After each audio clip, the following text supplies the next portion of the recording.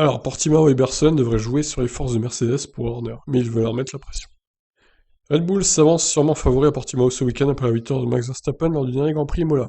Comme à Bahreïn, la RB16GB B semblait avoir le dessus sur Mercedes en rythme pur, et c'est ce qui réjouit en particulier Christian Horner, le directeur d'écurie, car même si les Red Bull ont raté la pole, ce fut seulement en raison de 2 erreurs de pilote.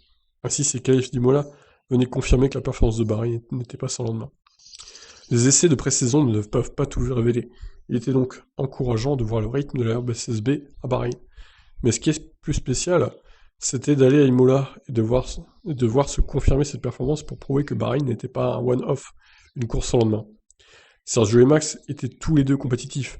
Avoir les deux voitures à moins d'un dixième de la pole, malgré les erreurs commises par les deux pilotes dans leurs tours les plus rapides, montre que l'une ou l'autre voiture aurait pu être en pole position. Cependant, Horner le sait, Mercedes et Hamilton dominent toujours le championnat et sont immensément difficiles à vaincre. C'est exactement ce que nous recherchons en tant qu'équipe, mais Mercedes est toujours au sommet de son art.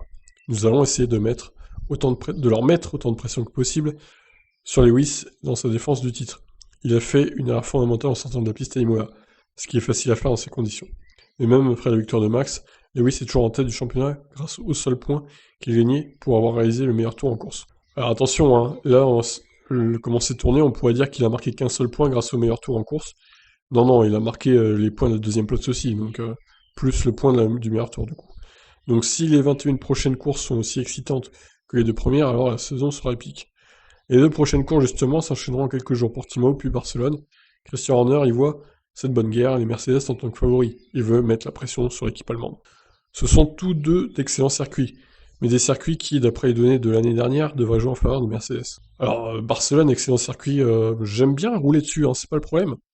Mais en général, on se fait un peu chier à Barcelone, hein, il faut le dire. Portimao, bon, il y a eu qu'une course l'année dernière, c'était pas trop mal, mais bon, j'attends de voir cette année. Je suis pas sûr que ce soit du grand spectacle à fond non plus. On verra. Portimao a été un bon ajout au calendrier l'année dernière à la surface Aura, nous l'espérons un peu vieilli, car le circuit récemment resurfacé était très glissant. Barcelone est le point de référence dont nous avons tous beaucoup donné.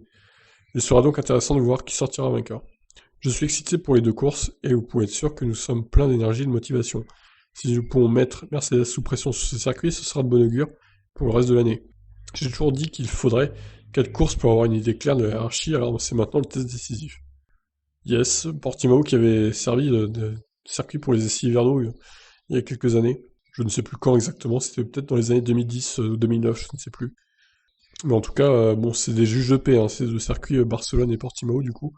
Donc on verra ce que ça donne. Voilà, bah écoutez, j'ai hâte d'être à dimanche, et à dimanche prochain aussi. Je vous laisse réagir. Ciao, ciao.